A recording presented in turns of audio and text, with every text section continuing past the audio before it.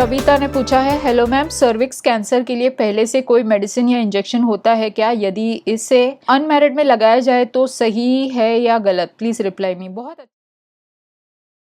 बहुत अच्छा क्वेश्चन आपने पूछा है कविता। आई एम रियली हैप्पी कि सच में सर्वाइकल कैंसर के बारे में इतना आप सोच रहे हो, क्योंकि आजकल की लेडीज जो है उनको सच में सर्वाइकल कैंसर के बारे में बहुत कम अवेयरनेस है। और सर्वाइकल कैंसर एक ऐसा कैंसर है which is almost as common as breast cancer. तो सभी लेडीज को सर्वाइकल कैंसर के बारे में जानकारी तो होनी ही चाहिए। चलिए, सर्वाइकल कैंसर का ट्रीटमेंट सबसे पहले हमको क्यों करना चाहिए? जैसे मैंने कहा, cervical cancer is almost as common as breast cancer. इसका ट्रीटमेंट इसलिए करना, ये इसलिए इतना खतरनाक है। देखिए, इसका ट्रीटमेंट बहुत ही इजी है। क्या करते हैं कि यूट्रस को निकाल देते हैं तो हो गया उसका ट्रीटमेंट। लेकिन सर्वाइकल कैंसर खतरनाक इसलिए है क्योंकि अगर सर्वाइकल कैंसर होता है तो उसका डायग्नोसिस जल्दी नहीं होता, और डायग्नोसिस तब होता है जब वो पूरे बॉडी में दूसरे ऑर्गन्स में फैल जाता है, और उस वक्त पेशेंट को कीमोथेरेपी, रेडिएशन के अलावा और कोई इलाज नहीं होता, और पेशेंट की सर्वाइवल रेट जो है वो भी काफ़ी खराब होती है।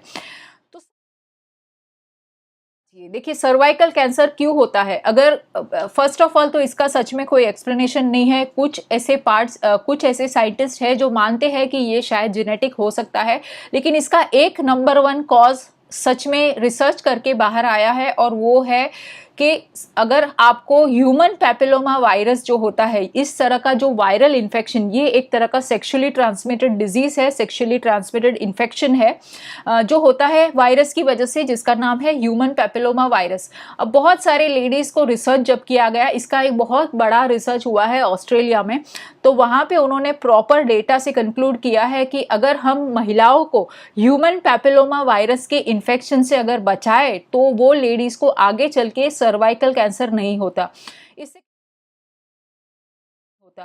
इससे कैसे बच सकते हैं?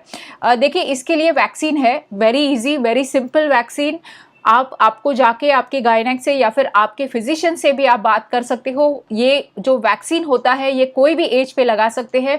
जनरली इसको हम लोग जब भी जो फीमेल होती है वो सेक्सुअल एज पे आती है उसके पहले लगाते हैं। जनरली हम लोग 13 साल के आसपास हम लोग लगाते हैं। अगर 13 साल के आसपास अगर इंजेक्शन लेते हो ह्यूमन पैपिलोमा वायरस का वैक्सीन लेते हो, ह्यूमन पैपिलोमा वायरस वैक्सीन अगर आप लेते हो तो 13 साल के पहले या 13 साल के आसपास लेते हो तो सिर्फ एक ही डोज लेना पड़ता है। 15 साल के बाद जो वैक्सीन होता है उसके 2 डोजेस लेने होते हैं विद 6 मंथ्स अपार्ट।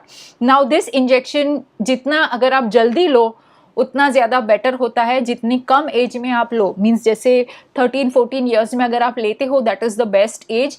फिर भी even if you take it now also it's absolutely fine. अभी आपकी एज आपने नहीं बताई। If you are obviously you are more than 15 years old, तो आपको 2 इंजेक्शंस लेने होंगे। These injections are easily available, लेकिन you will require a prescription for that, और वो इंजेक्शन आप प्लीज़ लगवा लीजिए, तो उससे आपको रिस्क फैक्टर्स काफ़ी कम हो जाएंगे सर्वाइकल कैंसर के। इसके अलावा अगर आपको फैमिली हिस्ट्री है सर्वाइकल कैंसर की, देन आई वुड सजेस्ट कि वंस इन अ ईयर, साल में एक बार आपका पैप स्मीयर टेस्ट करा लीजिए। पैप स्मीयर में गायनेक जो होते हैं वो आप एक स्वैब लेंगे आपके सर्विक्स से, और उसका एक डिटेल्ड माइक्रोस्कोपिक एनालिसिस करेंगे देखने के लिए कि किसी भी तरह के कोई कैंसर के सेल्स है या नहीं। साल में एक बार आपको करना है। Completely easy, very very painless, कुछ भी, कंप्लीटली ओपीडी प्रोसीजर है, तो ये आप कराइए तो that will be much more helpful. क्योंकि सर्वाइकल कैंसर को जल्दी अगर पकड़ना है तो पैप स्मीयर के अलावा और कोई भी डायग्नोस्टिक टेस्ट नहीं है। Okay, so I hope you got your answer. Very very good question Kavita, I am really happy. अगर आपको मेरा आंसर पसंद आया हो तो प्लीज़ ये आपके दूसरे लेडी फ्रेंड्स में भी इसको शेयर कीजिए, because this information can really be life saving. Okay.